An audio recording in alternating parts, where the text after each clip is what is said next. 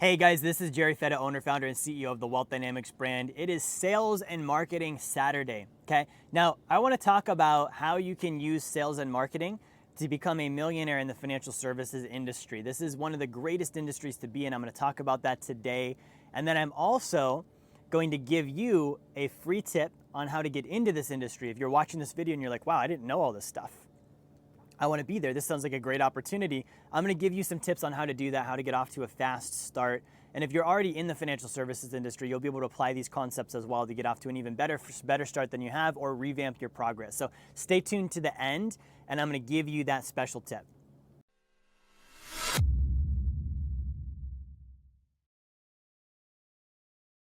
All right, Sales and Marketing Saturday. So here's a statistic I'm going to give you, and you can Google this and find out it's true. The financial services industry has created more millionaires and more billionaires than any other industry in the world, right? This doesn't get talked about. Like when you're in school and you're learning about, like what you want to go do when you go to college, like one of the considerations is money, and people will tell you, okay, you can be in business, you can be an investor. I was never told like, hey, you could go do financial services and you have the highest likelihood of becoming a millionaire. Okay, I wanted to become a millionaire, and I did become one, and also it was done in financial services, and I did it before the age of 30. So that's something that I'm a testament to. Yeah, this definitely does work. If you go look at financial services groups, there's a company out there called Primerica, right? That's where I first started and got my licensing. Guys, they have more $100,000 earners than any company in the country, including Microsoft, right? Like this is a big industry. There's a lot of opportunity. Okay, so here's what I would tell you about this is if you're getting into financial services, even though it can make you a millionaire, the money should be secondary, right? The financial services industry, if you're in the industry or you've been, a client of the industry long enough and you've seen behind the curtains, we're kind of renowned as an industry for not always doing what's right for the client in order to make money. And you never want that to be the reason you're a millionaire. You don't want to be the guy selling products and services that are no good for people just because it pays you a high commission or you can earn high fees or you can get, a lot of income from it. You want to be doing the right thing for people, even if you don't make the most money. And I believe firmly if you do that enough times for a long enough period, money shows up anyways. Good news spreads, right? People are going to say, hey, I got help from this person. They gave me solutions that worked for me. They're going to want to tell their friends, their family. You'll be able to promote better if you're doing social media, right? You'll be able to share real things you're doing for people, which always does better than, coming up with random concepts that you think are going to go viral, right? So you'll be able to have that as well, and it's going to help you build your business. So if you're looking at getting in financial services, here's what I did. Okay, and I'm not saying this is what you should do. Here's what I did. I started by getting my life insurance license. Okay, the reason why is it costed me like $200-300 to go get licensed. It was pretty inexpensive. And that license allowed me to sell products and services that, number one, I could own myself right away. So number one, I got licensed. Number two is I bought the product I was selling, right? You don't want to be someone that sells something you don't actually own yourself. Okay, you're going to be able to sell it much better. My best salespeople, when I interview them and say, hey, why are you selling so much on this particular service? The answer is almost always, it's because it's the one I own. It's the one I use the most. I understand it the best because I have the most personal interaction with it, right? So this is why I could never sell, like, let's say final expense insurance. I'm not old. I'm not going to die. I don't need to have insurance pay for my coffin, right? Like that's not something I'm interested in or have interaction with. And it doesn't really get me excited, right? Like I'm not pumped about, like, I just made sure an 80-year-old could pay for his funeral. Like that, someone else can do that, right? If that gets them excited, great. Just like I wouldn't get excited about selling cars. Okay, like, oh, I just helped someone get in debt $40,000 and gave them a $600 a month payment. That doesn't get me excited. What gets me excited was I helped improve this person's finances.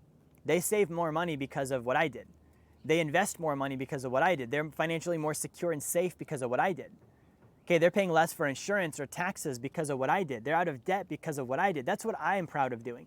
So I was able to get into a position where I got my license, my insurance license. I instantly was able to sell products and services that most people need, right? Start with that. What do most people need? Because now if I can start marketing to them about these products and services, I have a very wide market. It's very open. Sure, there's competition and all this stuff. Don't even worry about that yet, okay? You're going to get your license. You're going to buy the product that you sell. You're going to have your own good experience with it, and then you're going to share that with your friends, family, and personal network. This is the system. what happens backwards in the financial industry is they get someone licensed, they get their, maybe they get the product, maybe they don't get the product, they should, right? And then they're like, now I want you to go call this and sell it to all your friends and family. And the agent doesn't actually fully know what they own. They just know that their company said it was good and they should have one too, right? Like I want agents on my team that had a personal win with our service first.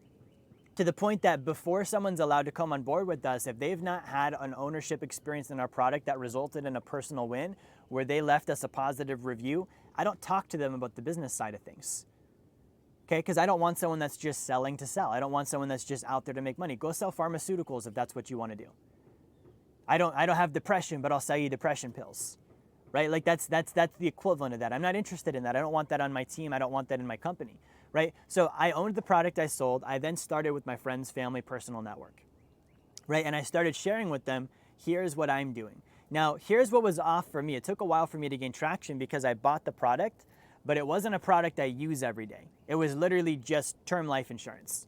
So since I hadn't died, I was like, I don't really have a whole lot of interaction with this thing other than the fact that I have it, and that's good.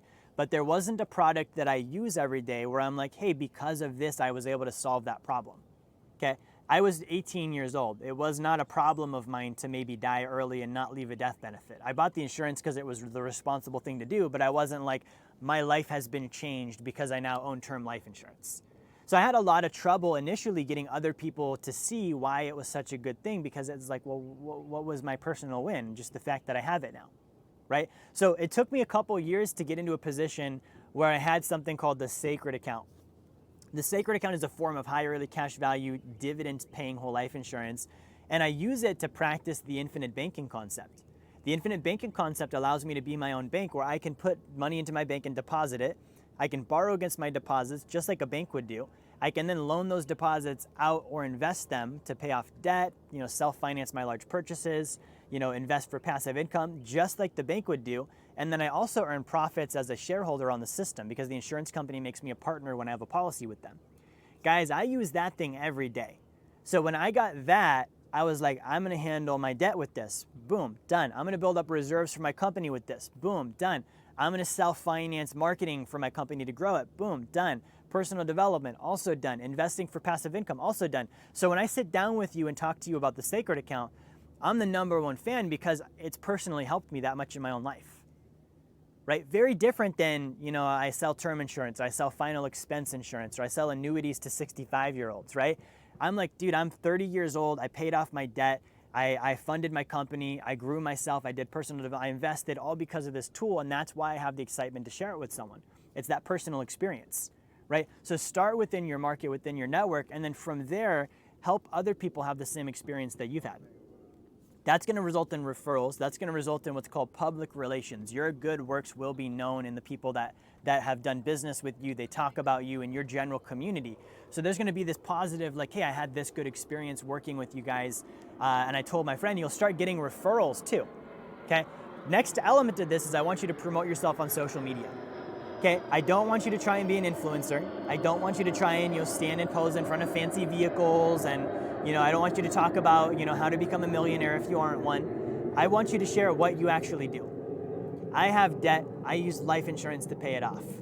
Or this is why I'm saving in my policy. This is why I want to invest. I'm learning about real estate right now. Here's what I've learned. People want that message. What are you personally doing?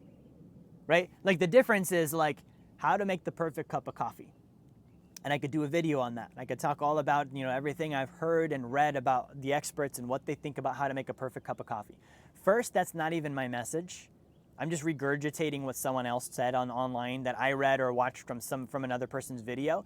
So how to make the perfect cup of coffee based on all these other people's opinions and no firsthand experience, versus here's how I make my coffee every morning. And then I talk about what I do. And I talk about why I do it. And I could mention that, yeah, I read an article one time and it gave me some info on this, and now I do this with my coffee, right? I could do all that, but the messaging on your promotion should be firsthand. It should be your experience, what you actually do.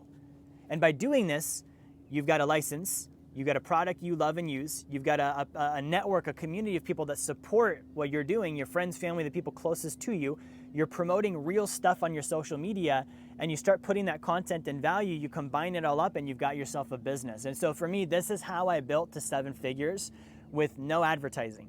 Guys, I didn't start running advertising till about 2 years ago. I was already making millions of dollars, right? So if you're interested in doing this, I wanna give you a free way to get into the industry, okay? So if you send an email to jerry@wealthdynamics.com, jerry@wealthdynamics.com, and you ask me, I'm gonna send you an email response back, what do I need to do to start my career in the financial services industry? I will actually send you an email back with exact instructions on what I would do in your scenario. So do that, send that email. That's my gift to you for watching today. Make sure that you like, share, subscribe. I'll see you next time.